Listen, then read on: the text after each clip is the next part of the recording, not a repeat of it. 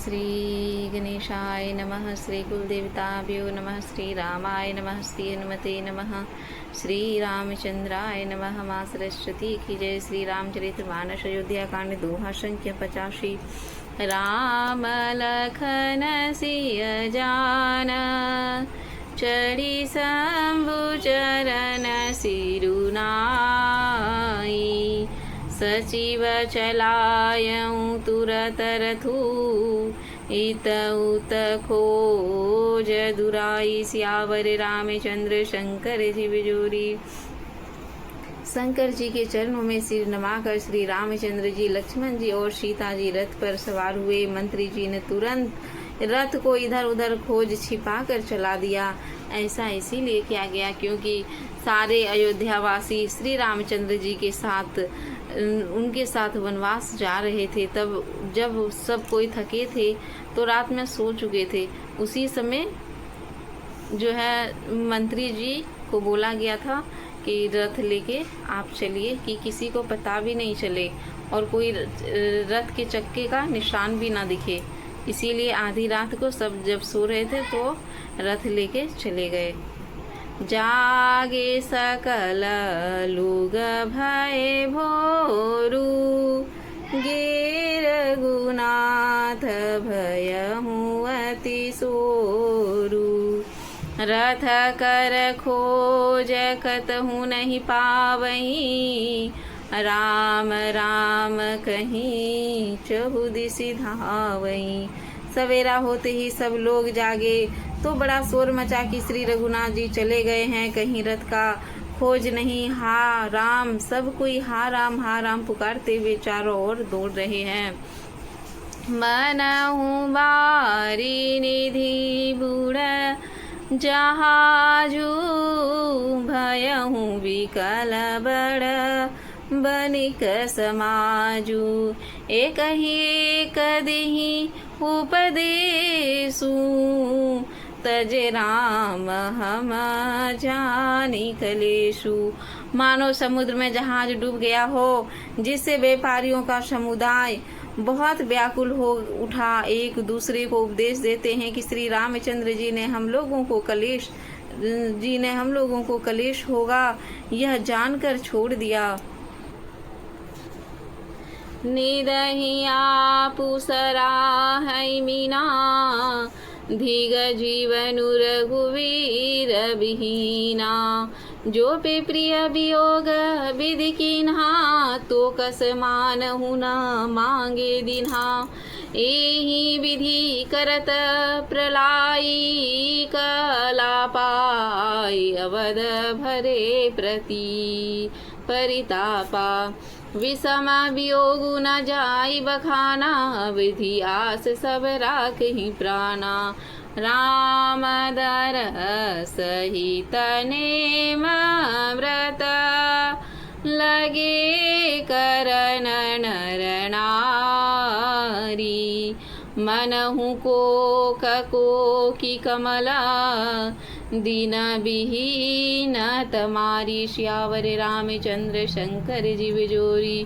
सीता सचिव सहित दो भाई श्री गबीरपुर पहुँचे जाई।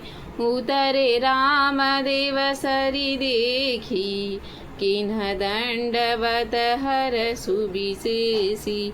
लखन सचिव सिय करि प्रणामा सबहि सहित सुख पायहु रामा। गंगा सगल मृदु मंगल मूला सब सुख करनी हरनि सब सूला। कही कही कोटि कथा प्रसंगा राम बिलो कही गंग तरंगा। सचिवहि अनुजहि प्रियहि सुनाई विबुध नदी महिमा अधिकाई। वे सब लोग अपनी निंदा करते हैं और मछलियों की सराहना करते हैं और कहते हैं कि श्री रामचंद्र जी के बिना हमारे जीने को धिक्कार है। विधाता ने यदि प्यारे का वियोग ही रचा है तो फिर उसने मांगने पर मृत्यु क्यों नहीं दी। इस प्रकार बहुत प्रकार से प्रलाप प्रलाप करते हुए संताप भरे हुए अयोध्या जी में आए। उन लोगों की विषम वियोग की दशा का वर्णन नहीं किया जा सकता। 14 साल की अवधि की आशा से ही वे प्राण रख रहे हैं। स्त्री पुरुष श्री रामचंद्र जी के दर्शन के लिए नियम और व्रत करने लगे और ऐसे दुखी हो गए जैसे चकवा चकवी और कमलश्वरी के बिना दिन हो जाते हैं। सीता जी मंत्री सहित दोनों भाई श्रृंगवीरपुर जा पहुँचे। वहां गंगा जी को देखकर श्री रामचंद्र जी रथ से उतर पड़े और बड़े हर्ष के साथ उन्होंने दंडवत किया। लक्ष्मण जी, सुमंत्र जी और सीता जी ने भी प्रणाम किया। सबके साथ श्री रामचंद्र जी ने सुख पाया। गंगा जी समस्त आनंद मंगलों की मूल है। वे सब सुखों की करने वाली और सब पीड़ा को हरने वाली है। अनेक कथा प्रसंग कहते हुए श्री राम जी गंगा जी के तरंगों को देख रहे हैं। उन्होंने मंत्री को, छोटे भाई लक्ष्मण जी को और प्रिया सीता जी को देव नदी गंगा की बड़ी महिमा सुनाई।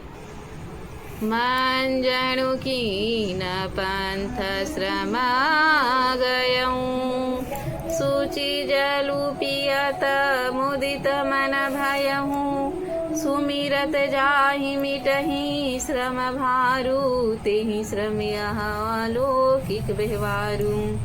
युद्ध सचितानंद माया, कंद भानुकुल केतु, चरिता करत नर अनुहरत, संश्रितु सागर सेतु। सियावर रामचंद्र शंकर जीव जोरी। इसके बाद सबने स्नान किया, जिससे मार्ग का सारा श्रम थकावट दूर हो गई और पवित्र जल पीते ही मन प्रसन्न हो गया। जिनके स्मरण मात्र से बार बार जन्म और मरने का महान भ्रम मिट गया, उनको भ्रम होना एक केवल लौकिक व्यवहार यानी नर लीला है। शुद्ध प्रकृति जन त्रिगुणों से रहित माया तीत दिव मंगल विग्रह सचितानंद घंद स्वरूप सूर्यकुल और ध्वजा रूप भगवान श्री रामचंद्र जी मनुष्यों के सदृश ऐसे पवित्र करते हैं, जो संसार रूपी समुद्र के पार उतरने के लिए पुल के समान है। यह सुधि गुह निषाद जब पाई, मुदित लिए प्रिय बंधु बुलाई, लिए फल मूल भेंट करी भारा, मिलन चलहूँ हय हर्षु अपारा, करी दंडवत भेंट धरी आगे, प्रभु बोलकत अति अनुरागे, सहज स्नेह विवश रघुराई, पूछी कुशल निकट बिठाई, नाथ कुशल पद पंकज देखे, भयहु माग भाजन जन लेखे, देवधरणी धनु धामु तुम्हारा, मैं जनु नीचु सहित परिवारा, कृपा करिय पुरे धरिय पाऊँ, धापिय जनु सबु लोगु सिराऊँ,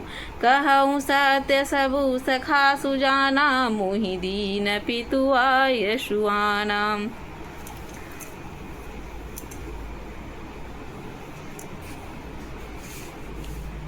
जब निषाद राजगु ने यह खबर पाई कि तब आनंदित होकर उसने अपने प्रियजनों और भाई बंधुओं को बुला लिया और भेंट देने के लिए फल मूल कंद लेकर उनके भारों को भर कर मिलने के लिए आए। उनका हृदय में हर्ष का पार नहीं था, यानी अपार हर्ष था। दंडवत करके भेंट सामने रखकर वह अत्यंत प्रेम से प्रभु को देखने लगे और श्री रामचंद्र जी ने स्वाभाविक स्नेह के वश उसे अपने पास बैठाकर कुशल पूछी।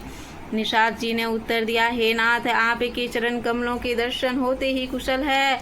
आपके चरणाविंद के दर्शन आज मैं भगवान पुरुषों की विनती में आ गया। हे देव, यह पृथ्वी धन घर सब आपका है, मैं तो परिवार सहित आपका निज सेवक हूँ। आप कृपा करके पूर्व श्रृंगवीरपुर पधारिए और अपनी दास की प्रतिष्ठा बढ़ाइए, जिससे सब लोग मेरे भाग्य की बड़ाई करे। श्री रामचंद्र जी ने कहा, हे सुजान सखा, तुमने जो कुछ कहा सब सत्य है, परंतु पिताजी ने मुझको और ही आज्ञा दी है।